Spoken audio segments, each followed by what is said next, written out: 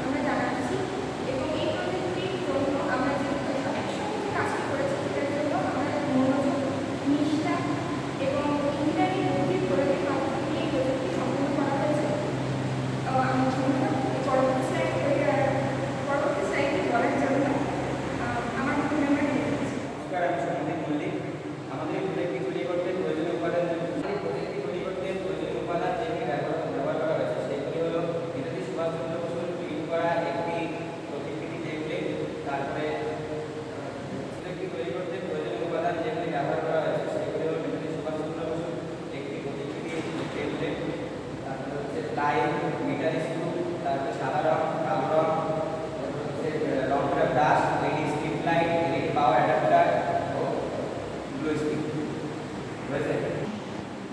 আমাদের এই প্রজেক্টটি তৈরি করতে টুলস বা যন্ত্রপাতি যেগুলি ব্যবহার করা হয়েছে সেগুলি হল screwdriver, electric drill machine, electric drill bit, measuring tape, steel rule, try square, marker, pencil, punch, hammer, safety goggles, hand gloves, cleaning brush, tyres. এরপরে স্লাইডটি বলার জন্য আমি ভূমিকা করব। নমস্কার, আমি রতন সরকার। আমরা একটা প্রজেক্ট তৈরি করেছি যার নাম স্মার্ট নেতাজি সুভাষচন্দ্র বোস। এই প্রজেক্টটি তৈরি করতে যেসব জিনিস বানানো লেগেছে তার কাজের মধ্যে আমি বলবো। সবার প্রথমে আমরা একটা ফ্লেক্স নিয়েছি নেতাজি সুভাষচন্দ্র বোসের আর্ট, তার উপরে কাঠ রয়েছে, সেই কাঠের উপরে সেই ছবিটি নিয়ে আমরা পাঞ্চিং করেছি এবং পাঞ্চিংয়ের সাহায্যে চিহ্নিত করে দিয়েছি এবং সেই স্ক্রু যেখানে বসাবো সেখানে আমরা ছিদ্র করে নিয়েছি মেটাল। তারপরে ড্রিল বিট দিয়ে আমরা সেই চিত্র করেছি ড্রিল বিটের সাহায্যে এবং সেখানে আমরা স্কেলের সাহায্যে মাপঝোপ করে বিভিন্ন স্ক্রু লাগিয়েছি, যার ফলে নেতাজি সুভাষচন্দ্র বোসের ছবিটি একদম সুন্দর ফুটে উঠেছে।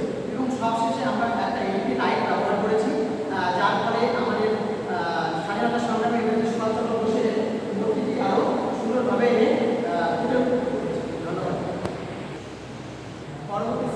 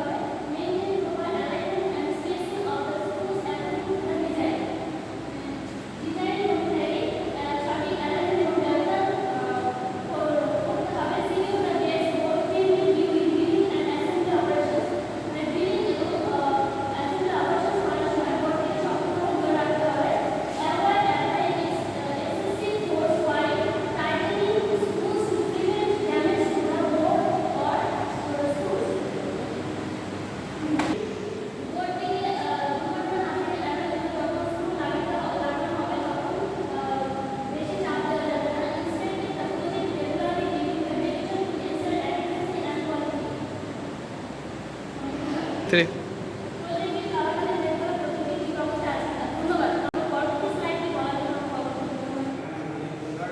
আমি আমাদের প্রজেক্টের কন্ট্রিবিউশনটা বলছি। এটা যে বলছিল যেই প্রতিকৃতিটা তৈরি করা হয়েছে এটিতে স্ক্রু ব্যবহার করা হয়েছে এবং এলইডি লাইট ব্যবহার করা হয়েছে। স্ক্রুগুলো সঠিক বিজ্ঞানে বসে একটি মিশ্রণ দিয়ে